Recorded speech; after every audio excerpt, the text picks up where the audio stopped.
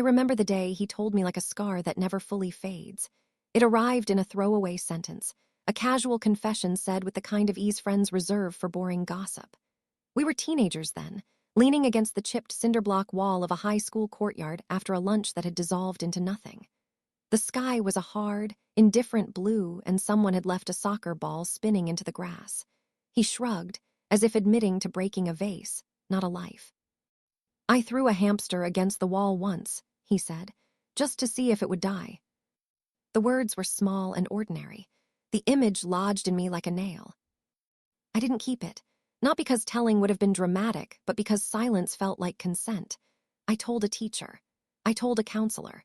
They handled it the way institutions do: paperwork, whispers, a junior-level intervention that made everyone feel like something had been done. My ex-friend lost no grades. No parental privileges seemed to be withdrawn. He was sat down, lectured, then released back into the world like the problem had been sanitized. Years later, I still remember the hamster's name. Not because someone told me, but because the little creature had been a stray we named right there in the courtyard, Peanut. Peanut had been a comic relief in a dreary week, a tiny living thing that fit in the palm of your hand. When my ex-friend admitted to killing him, it felt like a rupture in the school's quiet civility. An exposed seam on a garment you assumed was sewn shut. People asked why I told. Some accused me of overreacting, of turning a stupid teenage dare into a moral crusade. Others thanked me months after when, anonymous to most, he finally got into therapy. He did eventually get proper help, as the years would show in thin notations and second-hand reports. He went away for treatment, returned with new routines and a hollow look that suggested something had changed. I don't know the details.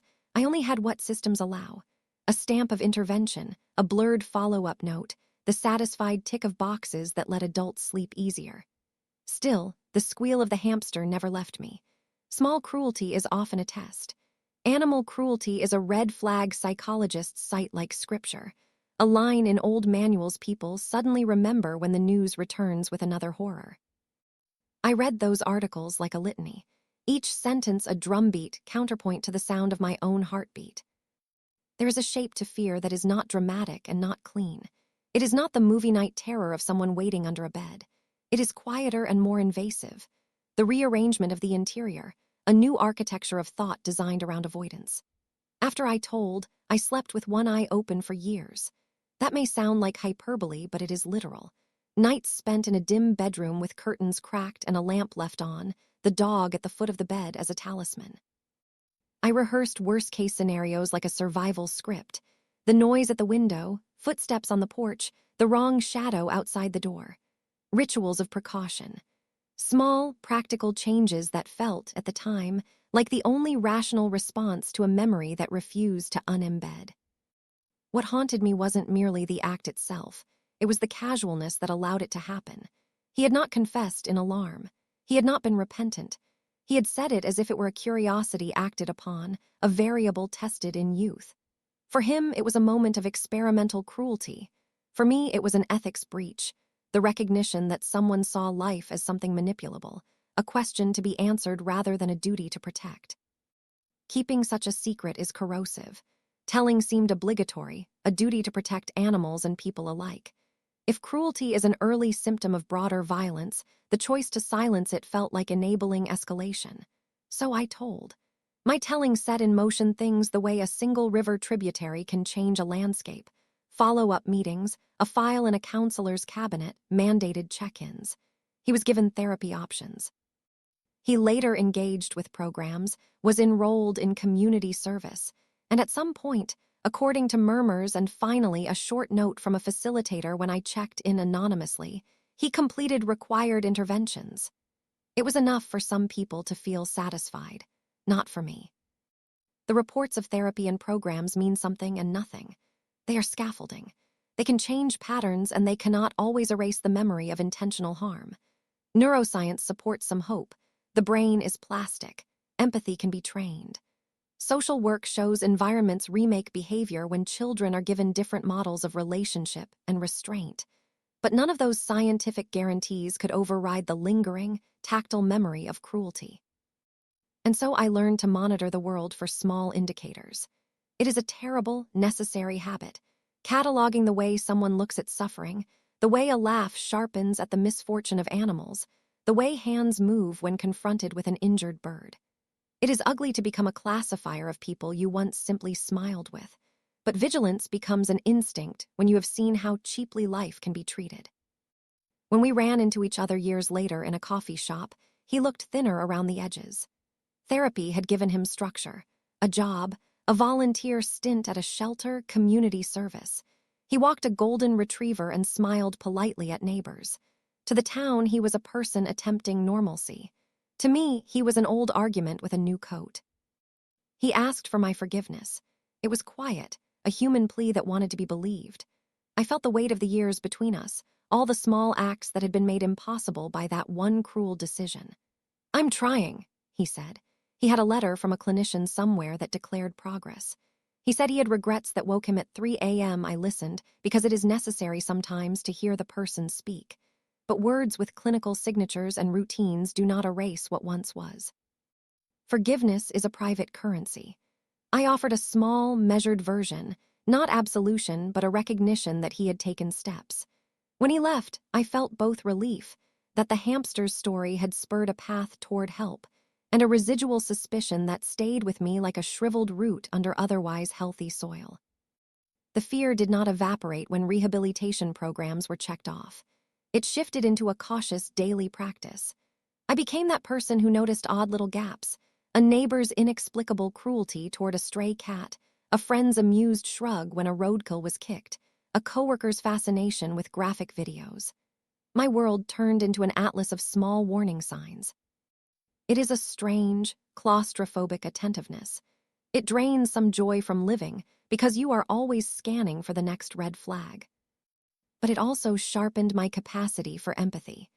I learned to separate the person who had been cruel from the part of them that was teachable and from the structures that had allowed cruelty to grow. There is complexity here I don't want to flatten. My ex-friend's upbringing was not a justification for cruelty. It was a context. He told me eventually, in a rare moment of openness, that he'd been raised in a home where shouting was grammar and roughness was education. He had been taught that animals were tools, not beings. That didn't absolve him, but it opened a window into how patterns get transmitted and why interventions must be early and serious. We are creatures of imitation as much as invention. An abusive home that trains a child to see life as disposable is a furnace for further harm. That is prevention's real argument, to give other models early enough to break the chain. My nightly rituals became elaborate. I rearranged entryways so I could see shadows without being visible. A deadbolt became a small act of agency. I kept a dog that grew into a sentinel. I installed motion lights. None of it can claim to be rational if measured against statistical risk in my safe neighborhood. It is prudence metabolized into habit. Friends called it paranoia. Some withdrew. Others asked quietly what they could do. My life narrowed around safety measures, but also opened into activism. I advocated for better school counseling, donated to animal welfare groups, and taught neighborhood kids that animals have rights worthy of respect. What began as vigil transformed into engagement. I translated fear into action, because action is a remedy against a helpless nervous system. Watching him volunteer at an animal shelter was its own strange theater of tensions. On the surface, it was a sign of contrition turned practical repair. Inside, it felt like a test anyone with memory would imagine, and some would never pass. My reaction to him there was complicated. Admiration for his discipline and horror at the thought that the same hands that once did harm might now heal. He moved through protocols, refused shortcuts, and learned the way you are taught to feed a thing you once mistreated, with careful, repeated correction and the expectation of gradual change. I wanted to believe in the effect of that scaffolding. In private, however, I still felt the residual, reflexive lurch of unease. Spotting him at the shelter, seeing him tie a leash with practiced fingers, my body would register a micro-trajectory. The memory of cruelty, a question whether rehabilitation is a lid or a seal. Was the new behavior a mask or the skin of a new person? Over time itself became my test. Months and years without recurrence of cruelty were my crude metric for trust. He stayed steady. He married. He worked. He maintained contact, limited and distant, and always with a caution that suggested he was still auditing his impulses. If he had been a hazard to others, the world might have shown different signals. That, too, matters as a kind of evidence. Living after such knowledge means splitting the world into paradoxical habits, protective wariness on the one hand and deliberate actions of compassion on the other. I still sleep with the lamp dimmed, yet I also volunteer at the shelter. I remain watchful, yet I try to model care for animals and young people. I tell my friends, and when the time comes, I will tell my children that small cruelties can be the first signs of a dangerous arc, and that intervention is both moral and practical. Telling is costly. It changes relationships and sometimes places burdens on the messenger. But not telling costs more in the currency of lives that cannot be restored. People ask whether I regret reporting. They mean, do I wish I had stayed silent and preserved friendships? The answer is occasionally complicated. There were losses, friendships that faded, moments of awkwardness at school reunions, a constant thrumming under the surface of what-ifs. But weighing the moral ledger, I cannot imagine staying silent. Action invites costs, and it also invites change. He got help. That is a factual outcome. My life remained shaded by vigilance. But sometimes, when I pass a small animal safe in someone's arms, I think of Peanut and feel a small warmth. A whispered proof that speaking up can be the first small resistance against cruelty. If there is a lesson I hold on to now, it is this. The world needs early interventions of a kinder sort, institutions that respond not with a checkbox, but with sustained care. Schools that teach empathy and families that are taught to listen could reroute the arcs of children like him. And for those of us who carry the memory of an acted cruelty, the work is twofold.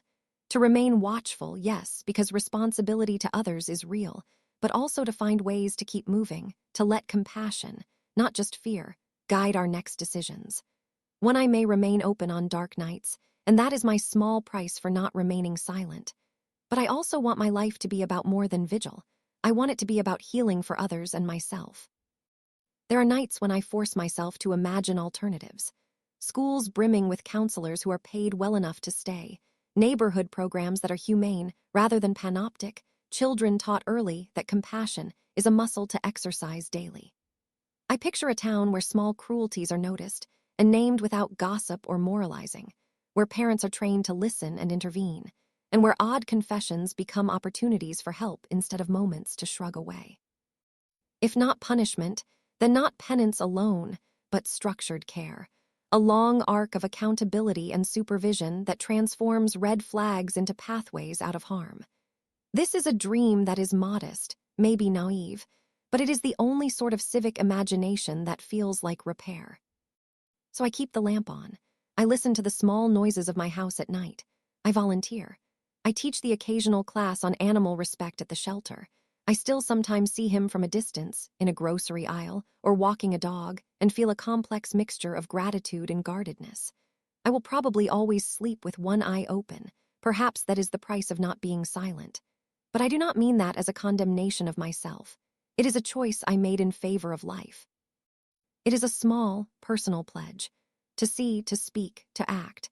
The world is messy and the people in it are more than their worst acts. But there is a line, and when it is crossed, somebody has to name it. I named it once, and if that cost me comfort at night, it also kept me awake to the possibility that speaking can make a difference for the next small life that might otherwise be treated as an experiment.